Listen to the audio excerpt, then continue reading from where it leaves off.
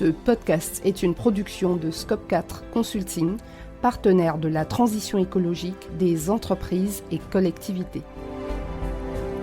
Bienvenue sur Vert Horizon, le podcast de la transition écologique. Je suis Myriam Bocam. Tous les mercredis matins dès 7h, je vous donne rendez-vous pour 30 minutes de clarification et de partage. Comprendre les enjeux écologiques, c'est déjà agir dans le bon sens. Vert Horizon, Myriam Bocam.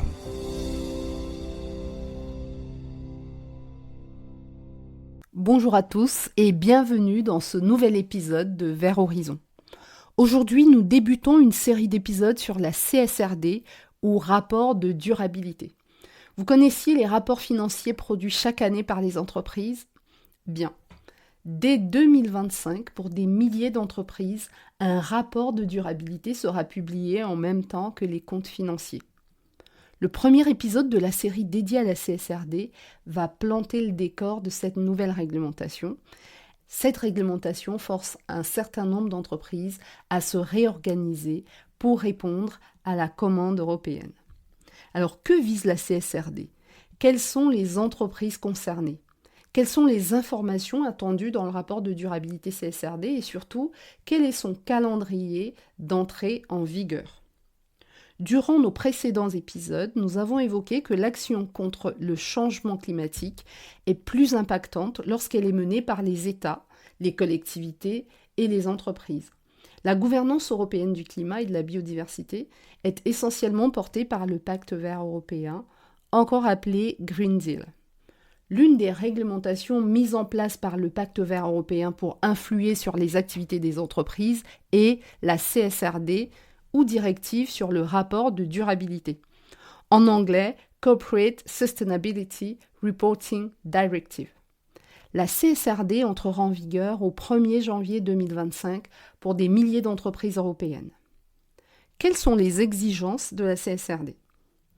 La CSRD renforce les obligations de publication d'informations en matière de durabilité à l'égard des entreprises. Elle impose la rédaction d'un rapport qui remplace l'ancienne déclaration de performance extra-financière, encore appelée DPEF. Contrairement à l'ancienne DPEF, ce rapport de durabilité sera dorénavant directement intégré dans le rapport de gestion de l'entreprise.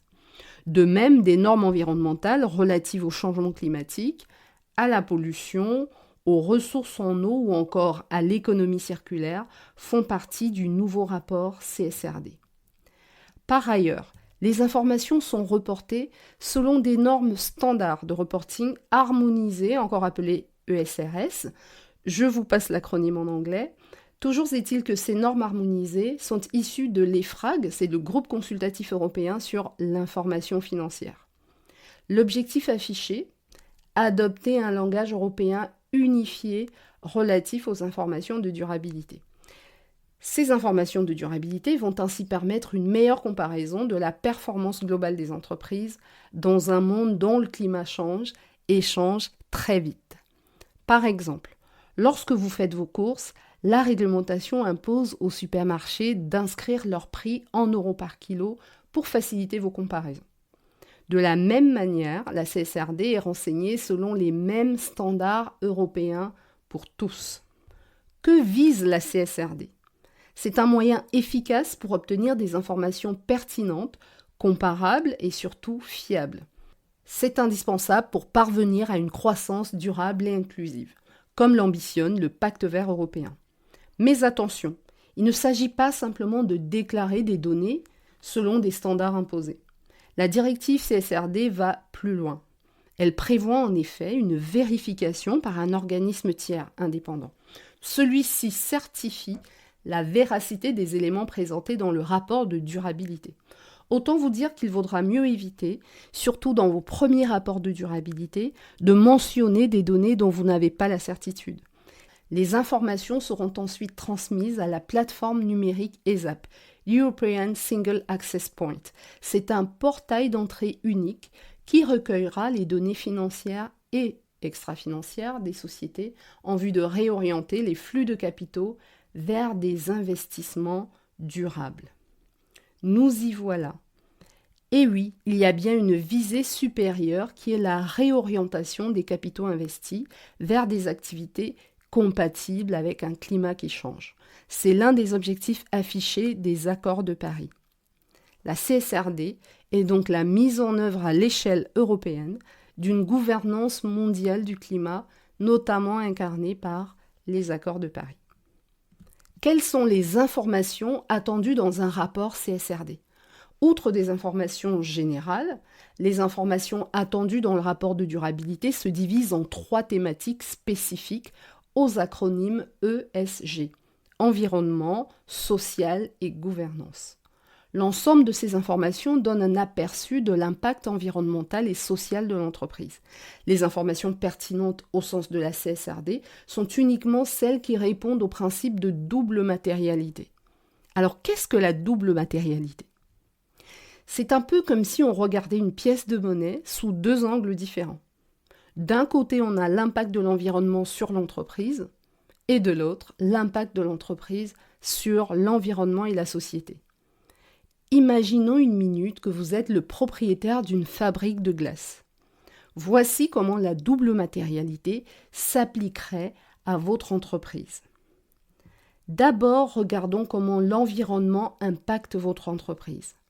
Le réchauffement climatique pourrait affecter vos approvisionnements en lait ou en fruits. Les canicules pourraient augmenter vos coûts de réfrigération. C'est ce qu'on appelle la matérialité financière. En gros, l'impact de l'environnement sur votre rentabilité financière. Maintenant, retournons la pièce. Comment votre entreprise impacte-t-elle l'environnement et la société ? Vos camions de livraison émettent des gaz à effet de serre. Votre consommation d'eau pour la production pourrait affecter les nappes phréatiques locales. C'est ce qu'on appelle la matérialité environnementale et sociale.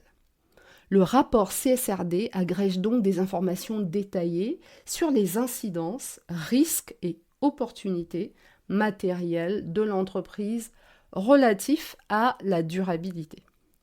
Les destinataires de ce rapport sont identiques à ceux du rapport de gestion, ça veut dire ce sont des informations qui vont intéresser vos salariés, vos actionnaires, les fournisseurs, les clients, les autorités européennes qui exigent ce rapport évidemment, et pour finir, le greffe du tribunal de commerce qui aujourd'hui recueille déjà les rapports de gestion. Alors vous vous demandez peut-être si votre entreprise est concernée par ce rapport de durabilité et ces informations doublement matérielles. En général, les nouvelles réglementations s'appliquent d'abord aux plus grandes entreprises avant de réduire peu à peu la maille de leur périmètre. Voici la liste des entreprises prioritairement concernées par la CSRD. D'abord, toutes les entreprises cotées sur le marché réglementé européen, y compris les PME, petites et moyennes entreprises cotées. Ensuite, toutes les entreprises dépassant 2 des 3 seuils comptables suivants.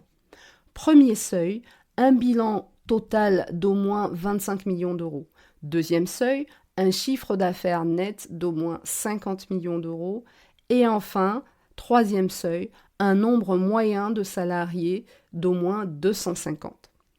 Les entreprises non européennes, à la date de clôture des 2 derniers exercices consécutifs, qui ont un chiffre d'affaires européen net supérieur à 150 millions d'euros, ou un chiffre d'affaires net dans un pays d'Europe supérieur à 40 millions d'euros, sont également concernées par la directive CSRD.